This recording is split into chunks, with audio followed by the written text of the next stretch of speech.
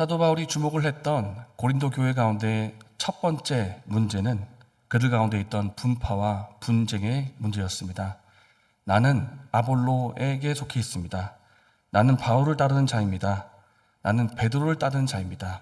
이렇게 말하는 사람들이 있는가 하면 나는 그리스도께 속한 자입니다 라고 하면서 크게 네 부류의 부류들이 서로 교회 안에 있어서 분쟁을 일으키고 있었습니다. 이 문제를 두고 사도 바울이 내린 처방은 십자가의 복음이었습니다. 그리고 십자가의 복음과 함께 특별히 자신의 이야기를 간증처럼 하면서 자신이 고린도 교인들을 처음 만나서 복음을 증거했을 때 어떻게 증거했는가? 인간의 언변과 인간의 지혜로 한 것이 아니었다라고 그렇게 말을 합니다. 내가 여러분을 처음 만나서 복음을 증거할 그때 내가 사람의 지혜로 말로 한 것이 아니었습니다. 나는 성령의 능력으로 증거를 했습니다. 복음을 증거할 때도 성령의 능력이요. 여러분의 믿고 구원을 받은 것도 성령의 능력이요. 그리고 모든 것이 성령의 능력으로 되었다. 그러니까 구원을 받은 것이 마치 누군가가 잘나서 된 것처럼, 어떤 특정한 한 사람이 잘해서 된 것처럼 그렇게 특정한 사람을 추종하거나 따르지 말라, 자랑하지 말라, 그렇게 말하는 것이 사도 바울의 진단이었습니다. 이것을 요약하면 우리가 구원을 받은 근본이 오직 하나님이라는 사실입니다. 오직 그리스도밖에 없다는 것입니다. 그리고 오늘 본문에 와서 바울은 자신의 이야기를 한 번 더 합니다. 이것은 또 다른 바울의 이야기인데요. 지난번이 내가 어떻게 복음을 증거했는지를 보십시오라고 이야기를 했다면 이번에는 내가 여러분에게 어떻게 말씀을 가르쳤는지를 보십시오라고 하는 부분입니다. 복음을 듣고 이제 예수님을 막 믿기 시작한 고린도 교인들에게 내가 말씀을 어떻게 가르쳤습니까? 라는 것을 회상하고 있는 것입니다. 여기서 가장 먼저 언급하는 것은 내가 마치 어린 아이를 대하듯이 말씀을 가르쳤다라고 하는 것입니다. 1절입니다. 형제들아, 내가 신령한 자들을 대함과 같이 너에게 말할 수 없어서 육신에 속한 자, 곧 그리스도 안에서 어린 아이들을 대함과 같이 하노라. 바울이 말합니다. 그때 내가 전도 여행을 하다가 여러분을 처음 만났을 그때 여러분은 마치 영적으로 어린 아이와도 같았습니다. 그래서 내가 여러분을 어린 아이에 대하듯이 했고 말씀도 그렇게 전했습니다 라고 사도 바울이 말을 하는 것입니다. 고린도 교인들이 처음 예수님 믿을 때에는 마치 어린 아이와도 같았다. 이것은 어떻게 보면 당연한 일이라고 할 수가 있습니다. 이제 예수님을 막 믿기 시작하고 영적으로 거듭난 시기에는 영적으로 보면 유아기와도 같은 것입니다. 그렇기 때문에 사도 바울이 처음 말씀을 그들에게 가르칠 그때에 기본적인 진리를 전하는 것이 어떻게 보면 당연한 일이라고 할 수가 있습니다. 그런데 2절부터 사도 바울이 충격적인 말을 합니다. 그때 처음 만났을 그때 여러분은 영적으로 유아기 상태였기 때문에 내가 말씀의 기초를 가르쳤고 깊은 내용은 전하지를 못했었는데 그런데 여러분은 이 편지를 읽고 있는 지금도 여전히 깊은 말씀을 감당할 수 없는 상태입니다 라고 말을 하는 것입니다. 내가 너희를 저주로 먹이고 밥으로 아니하였노니 이는 너희가 감당하지 못하였음이거니와 이것은 과거입니다. 그런데 지금도 못하리라 이렇게 말을 하는 것입니다. 고린도 교인 여러분은 그때도 이제 먹는 것으로 말하는 밥이라고 할 수 있겠죠. 밥을 먹을 수가 없어서 마치 모유를 먹듯이 그렇게 젖을 먹었었는데 여러분은 지금도 밥을 먹을 수가 없는 상태입니다. 다시 말해서 여러분은 지금도 그때처럼 영적으로 유아기 상태에 있습니다. 이렇게 말을 하는 것입니다. 이 말을 들은 고린도 교인들이 충격을 받았습니다. 왜냐하면 고린도 교인들은 스스로 자랑하기를 우리는 신령한 자들이다 이렇게 생각하고 있었기 때문입니다. 우리는 하나님으로부터 받은 은사가 많다. 우리는 언변이 뛰어난 사람들이 많고 지식도 출중한 사람들이 많이 있다. 우리는 받은 신령한 은사가 많고 그래서 우리는 신령한 사람들이다. 그렇게 자랑을 하고 있었는데 사도 바울이 말하기를 여러분은 신령한 사람들이 아니고 여러분 영적으로 어린 나이 상태입니다. 이렇게 말을 했다는 것입니다. 바울이 이렇게 말했던 이유는 바울이 첫 번째로 지적했던 그 문제, 분쟁과 분파의 문제, 이 문제가 있었는데 이 문제가 고린도 교회가 처음 태동할 때부터, 교회가 처음 세워질 때부터 이 문제가 있었더니 이 편지를 기록한 시점인 지금까지도 이 문제가 해결되지 않고 있었기 때문입니다. 그래서 사도 바울이 2절과 3절 말씀에 반복해서 말하는 단어가 하나가 있는데요. 이것을 보면 사도 바울의 안타까움과 답답함이 느껴지는 것만 같습니다. 2절 말씀 보십시오. 2절 말씀 가운데 지금도라는 단어가 있습니다. 그리고 3절 말씀을 보면 아직도라는 단어가 있는데 이 지금도와 아직도는 같은 단어입니다. 그렇게 사도 바울이 이렇게 말하는 것과도 같습니다. 여러분이 처음 믿을 때 말씀을 밥으로 먹지를 못하고 모유를 먹듯이 어린아이처럼 그랬었는데 아직도 여러분은 말씀을 밥으로 먹지를 못하고 있습니까? 아직도 그렇게 어린아이의 상태에 있고 아직도 육신에 속한 자에 머물러 있는 것입니까? 라고 안타까움과 답답함을 토로하고 있는 것입니다. 여기서 육신에 속한 자라는 뜻은 불신자라는 뜻은 아닙니다. 불신자라는 뜻은 아니지만은 예수님을 믿고 있으면서도 육신의 정욕을 따르고 있는 상태. 그래서 겉으로 보면 마치 육신에 속한 자와도 같은 상태이기 때문에 너희가 육신에 속한 자이다 이렇게 말을 하고 있는 것입니다. 분명히 성령의 능력으로 복음을 들었고 성령의 능력으로 복음을 믿었습니다. 그러면 성령의 능력을 따라 성령을 따라 행하며 살아야 되는데 성령을 따르지 않고 세상을 따라 살아갔더니 계속해서 어린아이의 상태에 머물러 있고 육신에 속한 자와도 같은 모습으로 있더라는 것입니다. 여기서 육신에 속한 자라고 하는 이 표현은 아예 예수님 믿지 못하는 불신자가 아닙니다. 육신의 성욕, 이제 세상의 정욕을 따르고 있다는 그런 뜻입니다. 이런 일이 교회 안에 일어날 수가 있을까요? 그 마음 중심에 세상의 가치관을 가지고 있고 세상의 논리와 세상의 그런 방식대로 살면 이런 일이 일어날 수가 있습니다. 제가 이전에 한번 나눈 적이 있습니다만 한 목사님께서 사역자 소통을 위해서 다른 교회 한 성도님께 전화를 드렸습니다. 안녕하세요.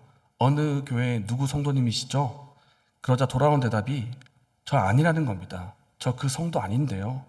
목사님이 조금 당황하시면서 전화번호를 다시 확인하시고는 어느 교회 누구 성도님 아니십니까? 이렇게 물었더니 그 성도님이 이렇게 대답하셨답니다. 저 성도 아닌데요. 저 권사인데요. 성도라 부르지 말고 권사라고 불러주십시오. 이렇게 대답을 했다고 합니다. 교회 직분은 계급이 아니고 역할이자 사명입니다. 그런데 이것을 마치 계급처럼 생각을 하고 있고 다른 사람에게 지시하고 호령을 하고 있다면 우리는 세상의 가치관을 가지고 세상처럼 살고 있는 것입니다. 이것은 하나의 단적인 예라고 할 수가 있습니다. 우리의 신앙생활 중심에 예수님이 계셔야만 하는데 다른 것이 우리 마음속에 들어와 있다면 그 자리에 돈이 들어와 있고 그 자리에 권력이 들어와 있고 예수님이 아닌 다른 누군가가 어떤 존재가 그 마음속에 들어와 있다면 이것이 곧 세상의 가치관을 따라서 세상에 속한 자처럼 살고 있는 것입니다. 우리를 돌아보면서 이런 세상을 따르는 자의 모습은 우리에게 없는지 한번 돌아보기를 원합니다. 나는 바울파입니다. 나는 아볼로파입니다. 라며 팔을 만들고 분쟁을 일으키고 있는 이 고린도 교회를 향해서 바울은 말합니다. 여러분은 아직도 육신에 속한 자입니다. 아직도 영적인 어린아이 상태에 있습니다. 라고 진단을 내립니다. 이렇게 진단을 내린 후에는 이제 처방이 내려오겠죠.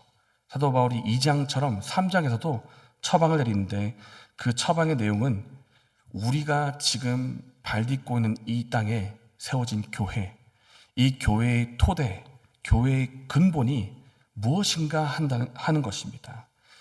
과연 교회의 토대와 그 교회의 근본이 누구이냐? 누가 이 땅에 교회를 세워서 교회가 존재하게 하고 누가 교회를 자라며 성장하게 하는가? 그리고 누가 교회를 완성시키는 분인가? 라는 것을 다시 한번 각인시키는 말을 사도 바울이 합니다. 함께 5절의 말씀을 읽겠습니다. 그런즉 아볼로는 무엇이며 바울은 무엇이냐? 그들은 주께서 각각 주신 대로 너희로 하여금 믿게 한 사역자들이니라. 아멘. 여기서 우리가 주목해서 보아야 될 부분이 무엇이라고 하는 부분입니다. 무엇. 바울이 자기 스스로를 향해서 말하기를 무엇이라는 단어로 표현을 했다는 것입니다. 바울은 무엇이냐? 아볼로는 무엇이냐? 여러분, 표현이 조금 어색하지 않습니까? 바울이 누구냐라고 해야 되지 않을까요? 바울이 누구냐? 바울은 어떤 일을 하는 사람이고 바울은 누구냐? 이렇게 물어야 되지 않겠습니까? 그런데 바울이 무엇이냐? 이렇게 스스로에게 묻습니다.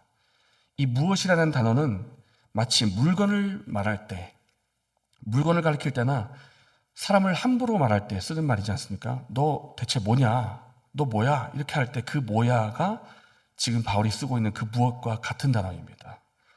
사람이 아니라 물건을 가리킬 때 쓰는 그 무엇을 자신에게 표현하고 있는데 여기서부터 사도 바울이 자신을 낮추어 부르기 시작을 합니다.